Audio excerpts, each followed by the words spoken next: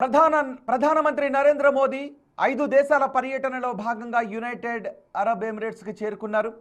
Abu Dhabi విమానాశ్రయానికి చేరుకున్న ప్రధానికి యుఏఈ అధ్యక్షుడు షేక్ మహమ్మద్ బిన్ జాయెద్తో భేటీలో వ్యూహాత్మక రక్షణ సహకారం, పెట్రోలియం నిల్వలు, లిక్విఫైడ్ పెట్రోలియం గ్యాస్ సరఫరాకు సంబంధించి భారత్ యుఏఈ మధ్య కీలక ఒప్పందాలు జరిగాయి. ఈ సందర్భంగా మాట్లాడిన మోదీ ప్రతి పరిస్థితిలోనూ భారత్ యుఏఈకి అండగా నిలుస్తుందని హామీ ఇచ్చారు.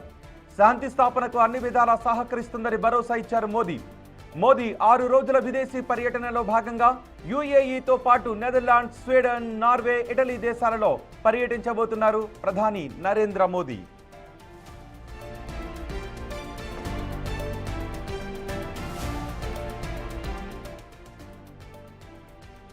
ప్రధానమంత్రి నరేంద్ర మోదీ 5 దేశాల పర్యటనలో యునైటెడ్ అరబ్ ఎమిరేట్స్కి మోదీ చేరుకున్నారు.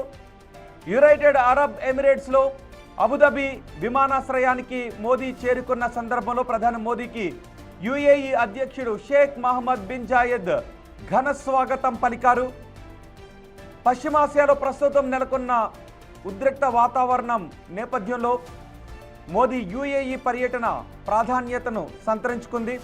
ఈ పర్యటన ఇరు దేశాల మధ్య మైత్రి బలాన్ని పెంచడంతో పాటు సహకారం విషయంలో మరింత క్లారిటీ కూడా రాబోతోంది.